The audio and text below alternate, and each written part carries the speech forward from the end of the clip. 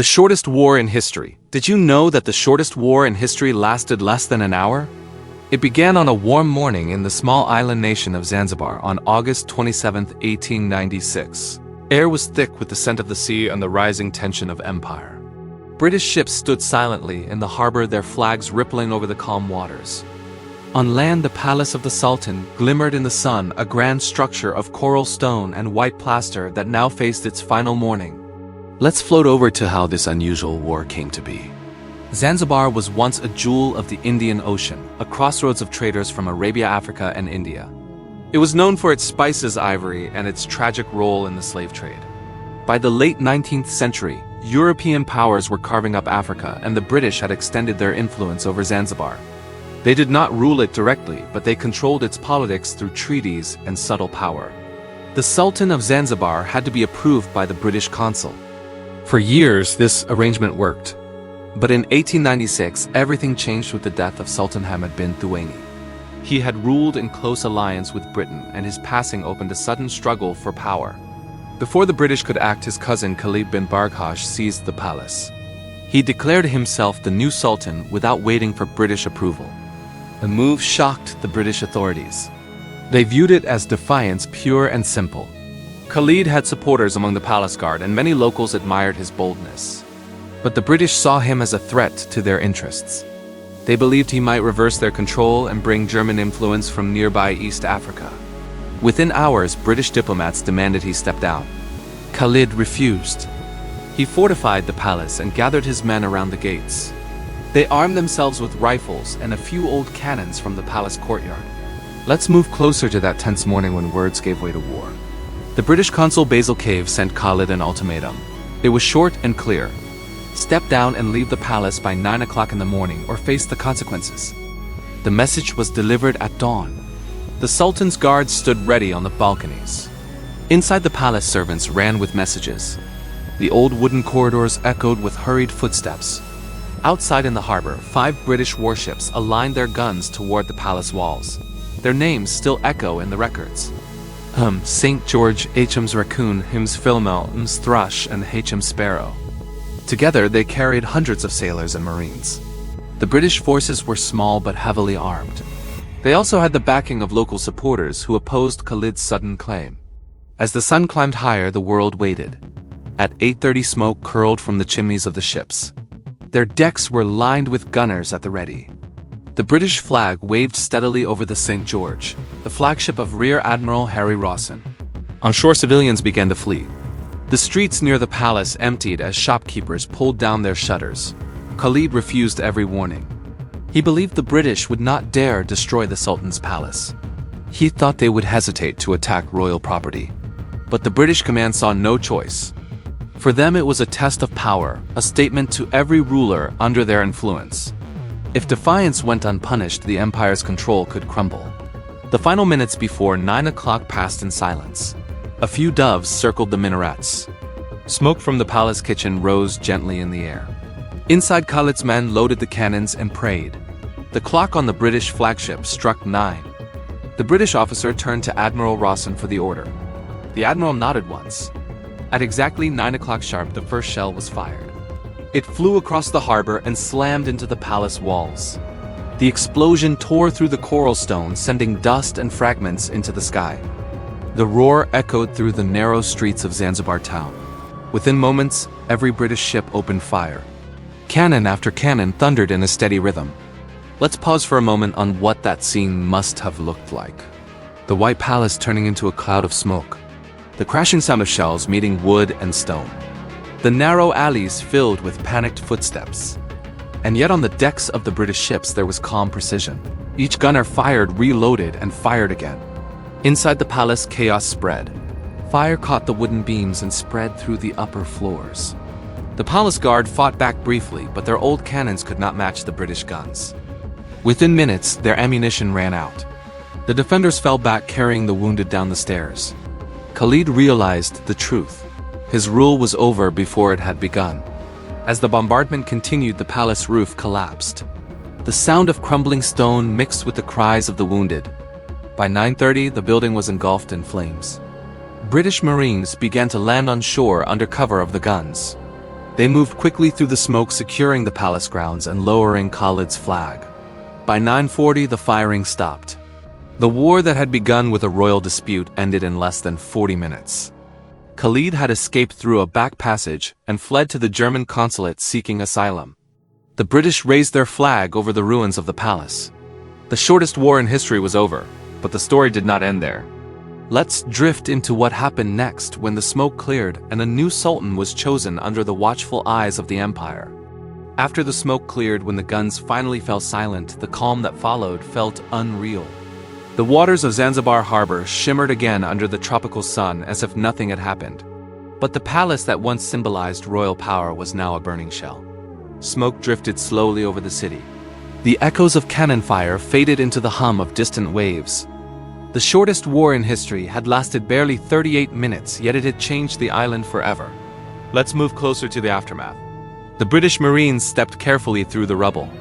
The once grand palace courtyard was covered in debris and ash. The royal guards who survived stood silently, their weapons dropped to the ground. Some tended to the wounded, while others sat motionless, watching the flames consume what was left of their home. The British flag now waved from the ruins, declaring victory without a word. In the harbor, the ships anchored once more, their guns still smoking from the final shots. Officers gathered on the deck of HMS St. George, reading the casualty reports. To the astonishment of many, the British side had suffered only one wounded sailor. The defenders of the palace were not as fortunate. Dozens were dead and many more injured. The difference in firepower had decided everything long before the first cannon was fired. Let's drift into the streets of Zanzibar town. The townspeople began to return, cautiously stepping over fallen beams and shattered tiles. They had heard the thunder of battle, and now they saw its result. The palace that once housed generations of sultans was gone. Local traders whispered among themselves, wondering what would happen next. Would there be revenge? Would there be another ruler? Or would the island itself change hands? In the German consulate not far from the harbor, Khalid bin Barghash sat hidden behind thick walls. He had escaped the palace through a secret door that led to the narrow alleys behind the royal grounds. Guards loyal to him guided the way until he reached German protection. The Germans refused to hand him over despite British demands. For a few days, tension rose again as both sides exchanged letters and threats, but neither empire wanted another clash. Eventually, an agreement was made. Khalid would remain under German care, but he could never rule Zanzibar again. The British wasted no time restoring order. Admiral Rawson and Consul Basil Cave met that same afternoon to choose a new sultan. They selected Hamad bin Mohammed, a relative of Khalid who had stayed loyal to Britain. He accepted the position with quiet obedience. That evening, as the sun set over the Indian Ocean, the new sultan took his oath under the British flag. The war had ended before most of the world even knew it had begun. Let's float back to the palace grounds, where workers now cleared the wreckage. The air still smelled of smoke and salt.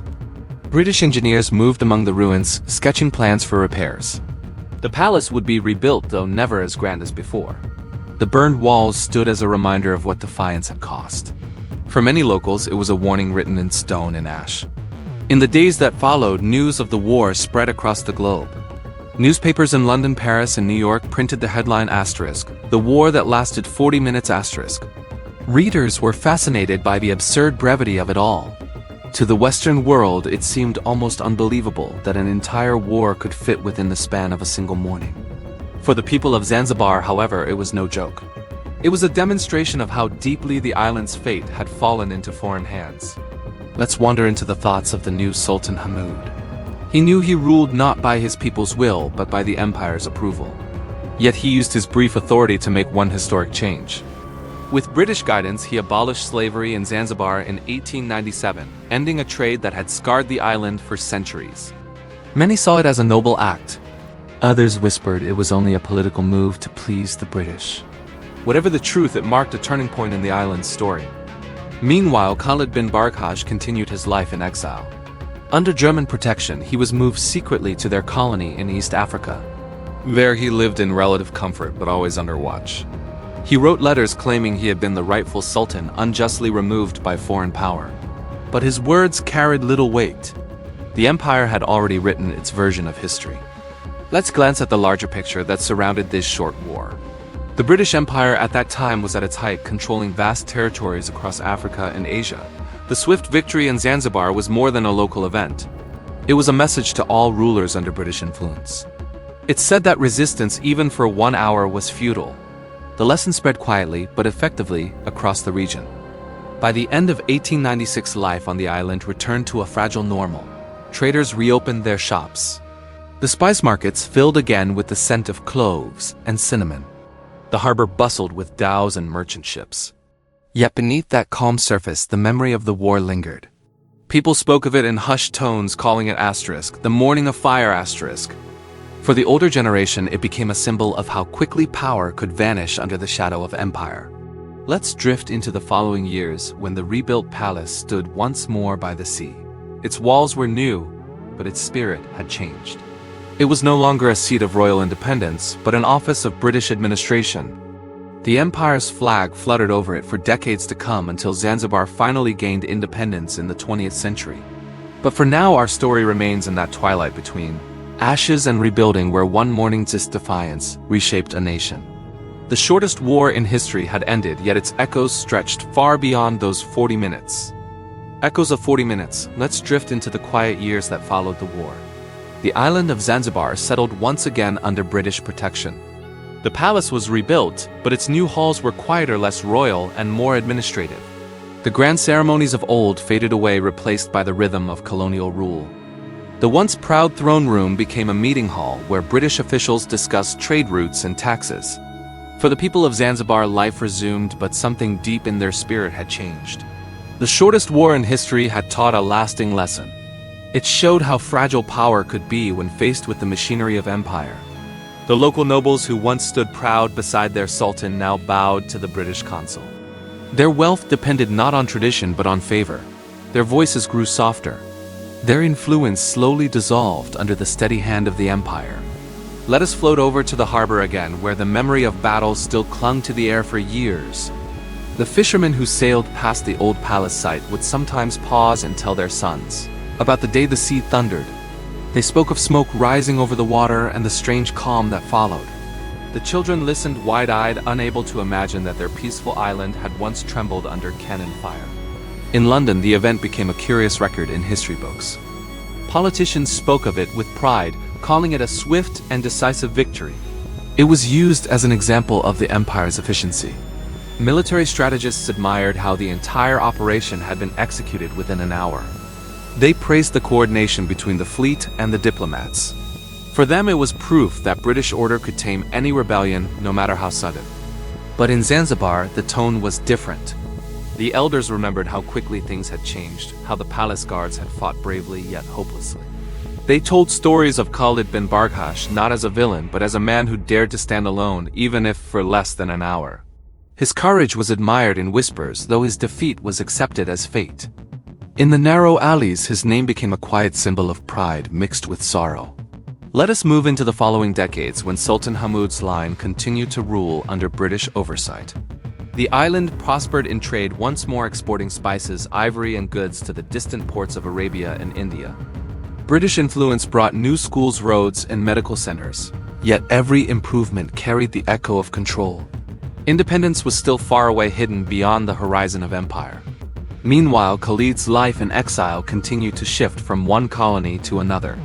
After living for years in East Africa, he was captured by the British during World War I when German territories fell. He was sent to Seychelles and later moved to East Africa again, where he spent the rest of his days quietly. He never returned to Zanzibar.